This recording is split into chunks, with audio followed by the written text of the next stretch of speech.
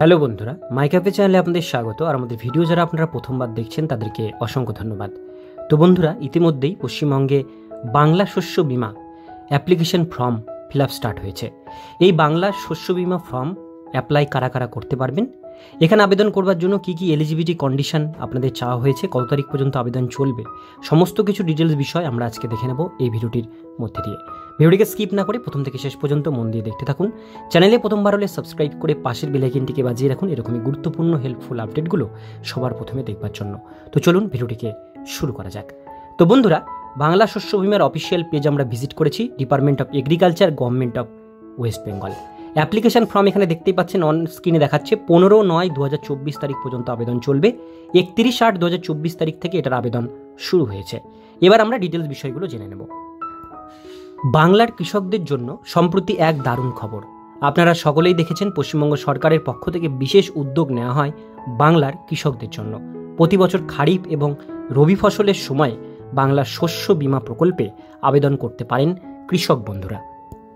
যদি কোনো কারণে কৃষকদের ফসলের ক্ষতি হয়ে যায়, তাহলে এই প্রকল্পের মাধ্যমেই ব্যাংক অ্যাকাউন্টে সরাসরি পেয়ে যান ক্ষতিপূরণ বাবদ টাকা।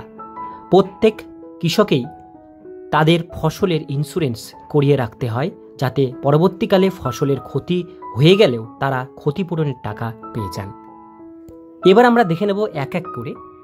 এখানে যেটা বলা হয়েছে, বাংলার শস্য বীমার ফর্ম, ক্ষতিপূরণের বিভিন্ন পর্যায়ে কি রয়েছে, বীমা যোগ্য ফসল, বীমা করতে প্রত্যেকটি চাষির কত খরচ হতে পারে, কিভাবে এই বীমা করতে নিতে পারবেন আপনি, বাংলা শস্য বীমার ফর্ম বা কী কী ডকুমেন্টস লাগবে, সমস্ত কিছু বিষয়। বর্তমান সময়কালে 2024 খারিফ মৌসুমে বাংলা শস্য বীমা প্রকল্পের আবেদন গ্রহণ ইতিমধ্যেই শুরু হয়ে গিয়েছে।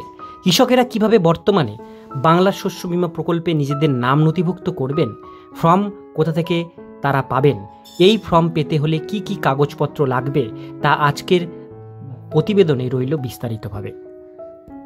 পশ্চিমবঙ্গ সরকার এবং Bajaj alliance general insurance company লিমিটেডের মিলিত উদ্যোগে জানা গিয়েছে, চলতি বছরে প্রযুক্তির নির্ভর বীমা প্রকল্প পশ্চিমবঙ্গের সমস্ত জেলায় জেলায় রূপান্তরিত হয়ে গিয়েছে। এই ফসলের আয়তায় ক্ষতির মূল্যায়ন, উপগ্রহ চিত্র এবং আবহাওয়ার তথ্যের ভিত্তিতে যত দ্রুত সম্ভব কাজ সম্পন্ন করা হবে। প্রাপ্ত ক্ষতিপূরণ কৃষকদের ব্যাংক অ্যাকাউন্টে সরাসরি স্থানান্তরিত করে দেওয়া হবে।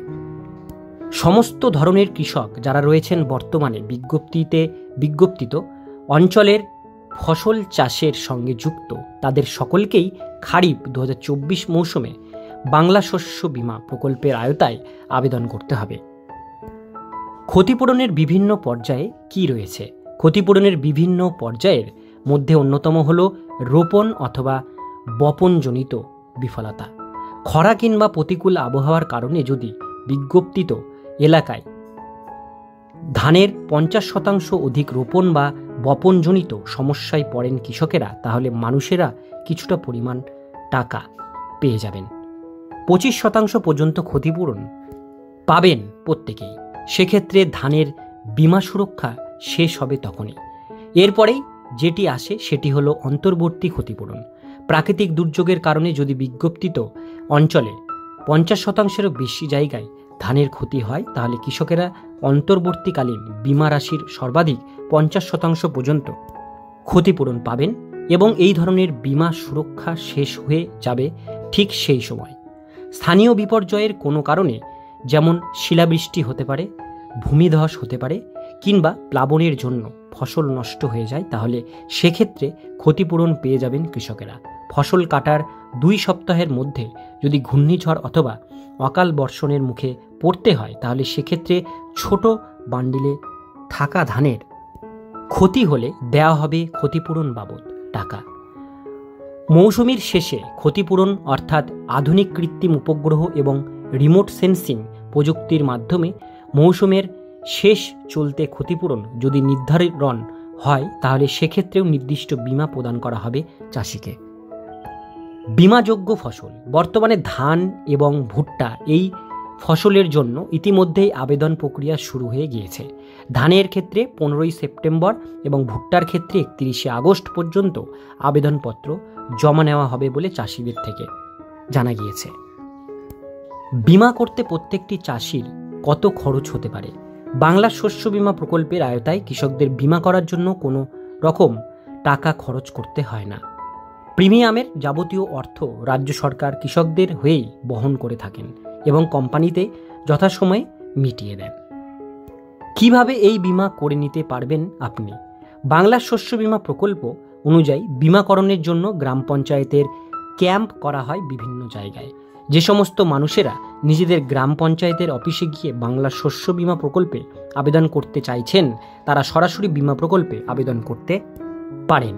এছাড়াও নিকটবর্তী যে কোনো কৃষি অফিসে গিয়েও নিজের আবেদনপত্র জমা করতে পারবেন ইচ্ছুক ব্যক্তিরা। অ্যাপ্লিকেশন ফর্ম এবং ওয়েবসাইটের লিঙ্ক ডেসক্রিপশন বক্সে আমি আপনাদের সুবিধার জন্য দিয়ে রাখব। এইবার দেখব বাংলা শস্য বীমায় আবেদন করবার জন্য ফর্মের সাথে কি কি ডকুমেন্টস আপনাদের জমা করতে হবে। 1 নাম্বার এখানে দেওয়া হয়েছে ভোটার কার্ড, আধার কার্ড, ব্যাংকের পাসবই, দলিল, ফসল রোপণের প্রমাণপত্র, এই সমস্ত কাগজপত্র আপনাদের ফর্মের সাথে জমা করতে হবে। আজকের এই ভিডিওটি এতটুকুন পর্যন্তই। ভিডিওটি কেমন লাগলো অবশ্যই কমেন্টে জানাবেন। ভালো লাগলে লাইক করবেন। এরকমই নিত্য নতুন আপডেট পেতে গেলে চ্যানেলটিকে সাবস্ক্রাইব করে পাশের বেল আইকনটিকে বাজিয়ে রাখবেন।